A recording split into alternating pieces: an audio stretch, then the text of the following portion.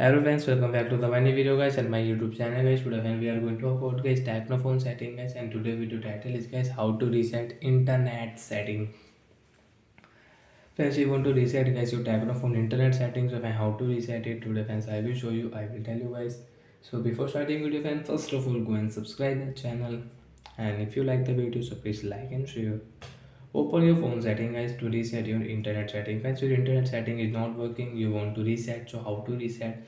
Open your phone setting, and after phone setting guys, we will click on Techno phone system setting guys.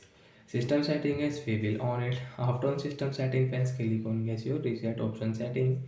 As you can see, reset option setting is here, so I will click on reset setting. As you can see, reset setting option here, and question mark option reset. Yes, we want to reset. Friends, you can see we will wait for a while. Network setting has been reset, your internet setting has been reset, and once you can use your internet setting. And as you can see, system setting is language setting is here, date and time. You want to add language, so friends you can add language from here. Date and time setting guys, you can change from here. Friends, you want to backup your account, so friends you can backup from here, your backup account.